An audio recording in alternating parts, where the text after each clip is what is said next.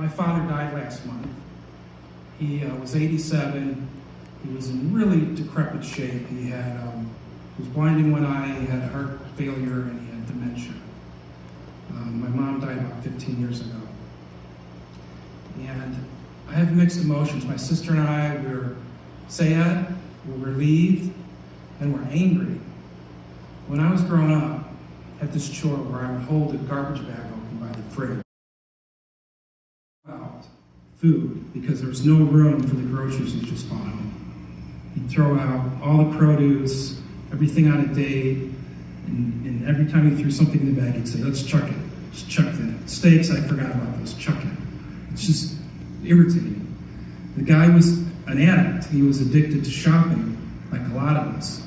That dopamine hit when you go to the store and you pick up a can of refried beans and I could own these beans. I could make something with it. Even though he had 10 cans at home and my mom would reorganize the shelves in the pantry to show him. And he would drag me along every weekend shopping. I had no social life in high school. I had to go Saturday morning, we would get home till dinner time. Sunday, do it again. And I'd say, Dad, we already have a can of beans. He goes, yeah, but not this brand. I'm going to make tacos. And then he'd grab corn tortillas in the grocery store. I'd go, Dad, we have those no. He goes, check it. These are fresher. I think he just was insecure, and he liked that sense of power, and he liked the fact that the cashiers would smile and knew his name, and the Sam's Club greeter would greet him by name. They thought he had a restaurant because he was there every day buying stuff. And so Aesop's fable, the grasshopper and the ant, is my parents. My mom worked for Delta Airlines as a reservation agent. She was the breadwinner.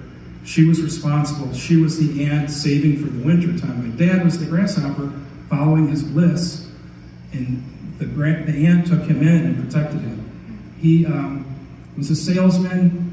He never made much money.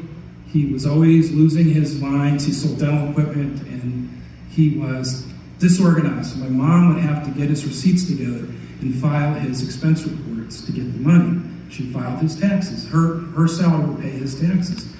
He was just oblivious to it. And when he would get that check from the expenses, he would spend it, would burn a hole in his pocket. And so my mom's theory was that he just loved her, loved us, and he loved to shop. It's true, he loved to cook. He had cookbooks, he watched cooking shows. He made all the meals. My mom was overweight from all this food and all this waste. And I mentioned the anger part. My mom had cancer, and she was wasting away. And my sister's even more angry because he would drop her off at chemo. He couldn't stand, he didn't have the courage to sit with her. So he'd say, I gotta go shopping. I got an errand run, I gotta go to the store, and he'd just leave. But he was cooking for her. But in her last days, you don't have an appetite. She was emaciated, and he's making her chicken sandwiches. And he's like, have a chicken sandwich, come on. She's like, I'm not hungry. So he went to Sam's Club, and he bought cases of Ensure, strawberry, vanilla, chocolate. And here you go, gotta drink this Ensure. She was ready to go. She didn't want to eat, And after she died, he kept going to the store every day. He had a dog, he'd buy chicken, he'd make chicken sandwiches for the dog. The dog died at 6, obese. Yeah. And he had an IRA for my mom, so he spent the next few years, he just burned through that money shopping.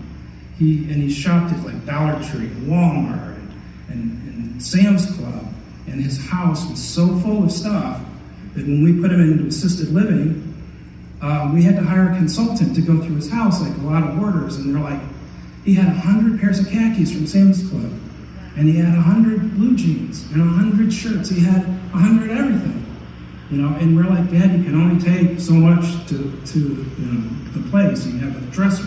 He couldn't part with it. And I think the ant enabled that behavior for him to be able to gather all this stuff. So in the assisted living, he has a walker, so he can't drive. He still managed to get food. Friends would take him to the food bank. He didn't need food. He had 3 meals a day down the hall, and he would get hamburger, and he would make pots of chili, what do you call those? Heating, hot plates, thank you, that he wasn't supposed to have, and knives he wasn't supposed to have, until he was wandering dementia, thinking the spies were going to kill him with the knives, and took those away. And then he left the hot plate on, and the smoke went off, and they got rid of that. But he just loved, like, the accolades of the chili. Oh, Larry makes great chili. And then finally, in the nursing home that he ended up in, he would call me, and he would tell the same stories over and over again, but a lot of them were food related. You know, he would talk about, oh, they don't know how to fry egg in this place. And he'd say, now my chili recipe, it's two kinds of kidney beans, dark and light, and a cup of coffee, that's the secret. Not too much cumin, son. And don't forget the onions that come at the end.